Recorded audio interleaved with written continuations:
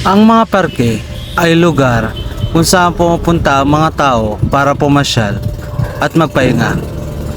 Paano kung ang parking na iyong pinuntahan ay may makasaysayan at malagim na nakaraan? Pupunta ka pa kaya dito? Maraming mga bagay dito sa mundo ang mahirap maipaliwanag. Ako si Kuya Rick at samahan mo kami para alamin kung may nababalot bang kababalaghan dito sa Inang Pilipinas Shrine ng Panday, Bulacan. Dito lang yan sa Kababalaghan Paranormal Exploration.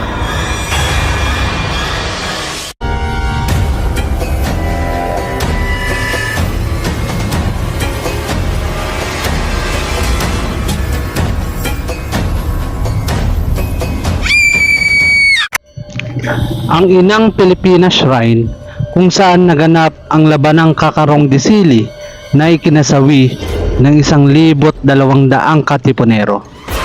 Dito rin sa lugar na ito itinatag ang kauna-unahang revolusyonaryong republika sa Pilipinas, ang Kakarong Republic.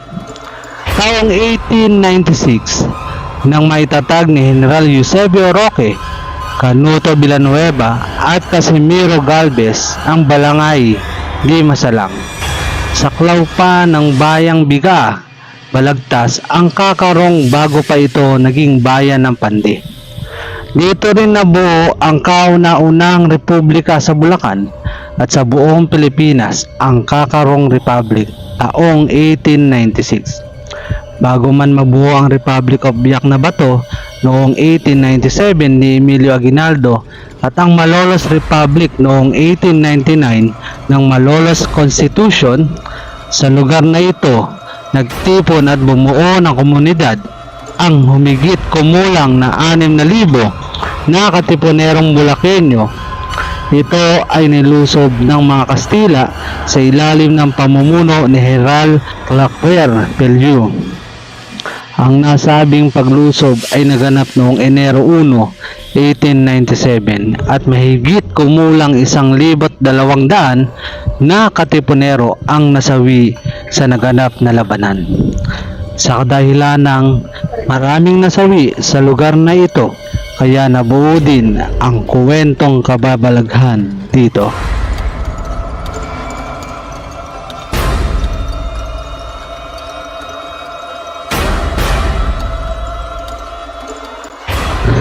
May kinapanayam kaming taga rito lang na nakatira malapit sa Inang Pilipinas Shrine. Ano kaya ang ating malalaman sa usap-usapan patungkol sa mga nagpaparamdam dito sa Inang Pilipinas Shrine? Ano po pangalan niyo, tatay? Danilo. Danilo po. Gaano na po kayo katagal na nakatira dito? Ay, nung nagtira ko rito, mga 1984. 1984, ang tagal na. So, ibig sabihin, nung 1984 na tumira kayo dito, nakatayo na po yung, ganyan na po yung, ano na yan, ganyan. Pero yun, nung araw, wala pa yung ganyan kalaking kahoy na nakatayo. Kasi yan, tanim na ladyan yan. Ang dati talaga dyan, yung lang mga kahoy na hindi gano'ng kataasan, halos pa sa bayan itong duhat. Ganun lang. So, ibig sabihin, mga ilang taon pa lang po yan na-develop na para naging park na ganyan? Matagal-tagal na rin. Meron na mga 10 years, ganun po? Ay, hindi lang po. Medyo matagal pa doon. Matagal na rin po.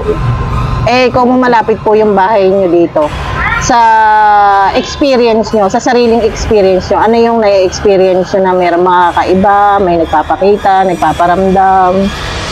Yun, talaga kapalibasa ko halos dito na talaga na minirmihan niya na ano ko sa ganyan, mga sabi nila nagpaparamdam. Talagang totoo minsan na may nagpaparamdam sa amin dyan. Nung araw nga nakita ko riyan, yung mga lumalabas na sabi nila mga white lady. Talaga naman totoo nakakita ko riyan. Talagang na-experience nyo talaga makita. Tapos pag dumadaan kayo ng siyempre malapit bahay nyo dito, may time na nalabas kayo ng alanganing oras. Ano yung na-experience nyo pagka ganon? Napapansin mo minsan yung parang may nanganglalakad doon na nararamdaman mo talaga yon. Wala naman kayo naririnig na parang mga umiiyak, mga umuungol, yung ibang ungol.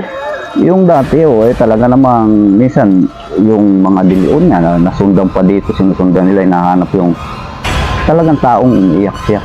Bata na gano'ng umiiyak, kaya lang hindi makita. Ganun lang.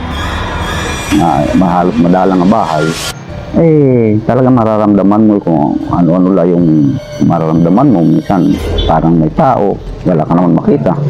Pero sa experience nyo, talagang medyo nakakatakot talaga. Hindi yung basta Oo. parang ano lang, katang-isip lang na ano, talagang nakakatakot siya noong time na hindi pa ganun kadaming bahay po dito. Oo naman, talagang katulad nga nung dati nakakita ko na ganun. Nagulat ako. Ba't ako, totoo pala yung sinasabi nila na Saan nyo banda nakita? doon sa loob nun. Kasi yung guardhouse na yon, nandyan na yon, nakadevelop na talaga yon. Palibasa ako nasa korte lagi. Namahinga ko ron. Doon malapit po sa gate. Sa guardhouse na yon. Ganitong buwan, maliwanag. Pagdilim niya. Siyempre, ako naman minsan kasi yan, mga pinapas ko ng mga nagdadala ng babae, nagpapamasyal.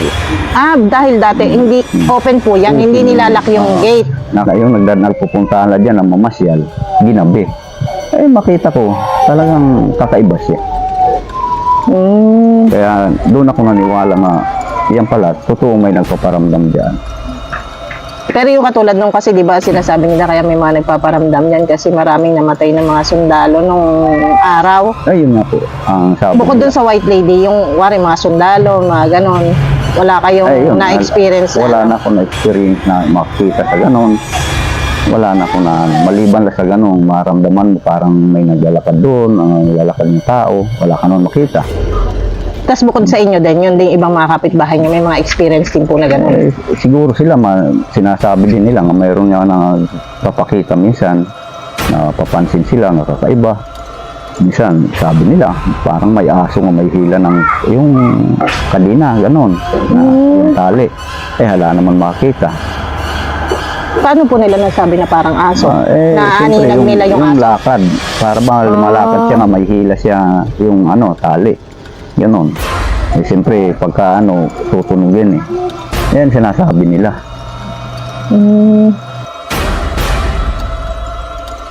Kababalaghan, tulungan nyo ako na ma-hit ang 5,000 subscriber dito sa YouTube at 5,000 followers sa Facebook bago matapos ang taon.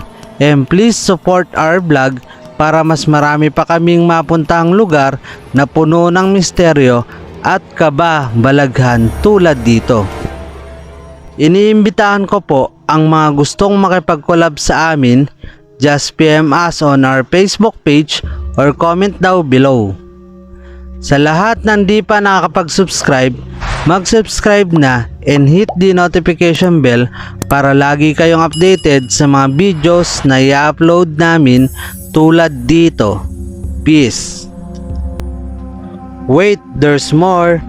Sa lahat ng gustong ma-shoutout dyan mga kababalaghan, just comment down below and then masya-shoutout ko na kayo sa aking susunod na vlog.